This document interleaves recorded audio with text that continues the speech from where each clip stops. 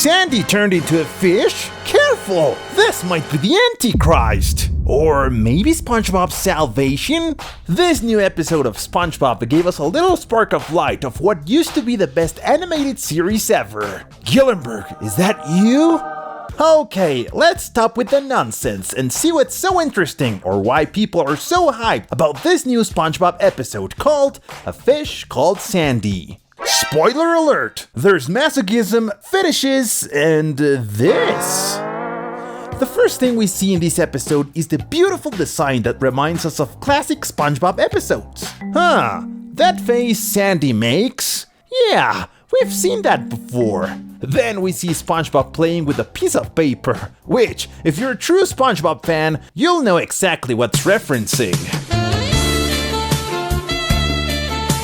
Suddenly we see that Sandy is still the same crazy scientist squirrel, writing a paper on marine life. And she reads it to SpongeBob to get his opinion, but he ends up totally traumatized, because apparently Sandy only listed the worst possible things that can happen under the sea, unlike what SpongeBob actually experiences in his sexy pineapple.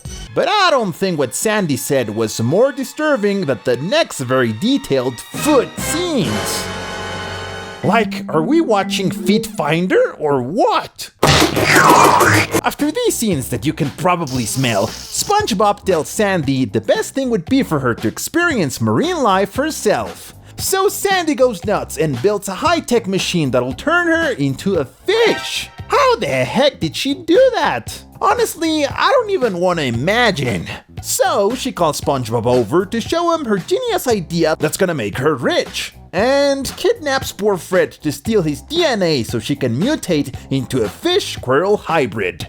Then we get some creepy scenes that definitely feel like you've eaten brownies from that weird friend. And finally, we see a Sandy without a helmet, breathing underwater. But the silly squirrel panics hard, almost explodes from holding her breath too long, until finally Patrick shows up and punches her like a boxer. Which makes her finally breathe water. Sandy gets excited that she can finally move around underwater like it's nothing, and from here, SpongeBob jumps into his speciality, showing Sandy all the cool stuff you can do under the sea. And this scene especially brings back memories of old SpongeBob episodes, like when SpongeBob wanted Plankton to be good. And for the first time in SpongeBob history, we see SpongeBob knock Sandy's teeth out while practicing karate, which probably means that by changing her DNA, Sandy lost all her strength. And after SpongeBob tickles Sandy's feet, we get the most masochistic scene you'll ever see in SpongeBob. A jellyfish stings Sandy right on her back, and the crazy squirrel chases after it to sting her again. Instead of running away like a normal person, she even taunts them by showing her butt? What's wrong with this squirrel? And seriously, what was she trying to achieve? So Sandy ends up completely losing her mind, even making a possessed squirrel face. And the jellyfish get so scared they end up throwing money at her to leave them alone. So yeah, we're already getting a clue. Maybe turning into a fish wasn't the brightest idea. And this is where the real horror begins. While SpongeBob and Sandy are enjoying a breeze, SpongeBob notices Sandy is going bald. Well, not exactly. She's growing scales. Sandy gets super excited and they head to the beach to see if she can swim. But apparently she couldn't. She just shed her skin and now she's an abominable squirrel with scale and fins? And maybe at this point we thought this was her final fish form. Wrong! Even though she looks all cute and freaky, her design gets even darker. The crazy squirrel can swim faster than a dolphin. She jumps, does tricks, but then she gets hungry. And now that she's no ordinary squirrel, she needs to eat fish food. And that's when the food vendor, who looks like he crawled out of Salty Spittoon, starts feeding them like goldfish. They even make fishy mouths! And disgusting Patrick starts picking dandruff off his head and eats it. Ew. After that, SpongeBob and the squirrel reach some fish hooks, and SpongeBob freaks out because he can already feel one going up the asterisk. And that's when Sandy returns to her masochistic side and ends up biting the hook. The wildest part? When the fisherman pulls her out of the sea, he mistakes the squirrel for trash and just throws her back in. And this is when Sandy's real transformation begins.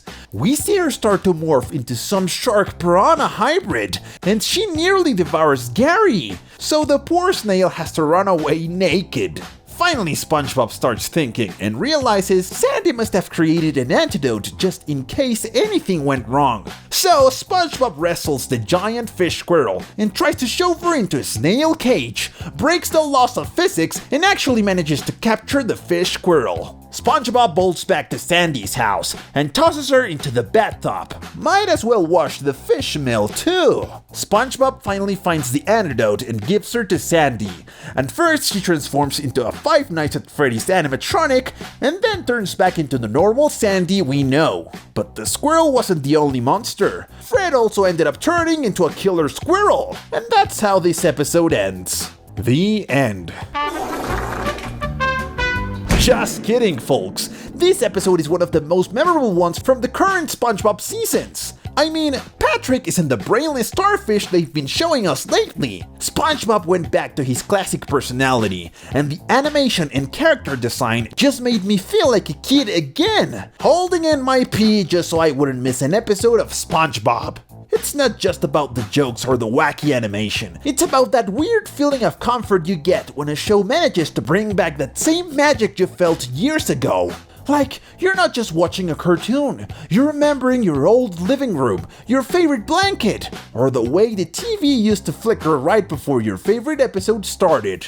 That's the kind of emotional punch this episode packs, and honestly, that's rare. And in case you didn't know, the original plan was for Sandy to just turn into a regular fish. But obviously that would have been super boring. So instead, they brought out the forbidden fish, and everyone loved it. It's well known that Nickelodeon goes a little overboard with all the references in the recent episodes.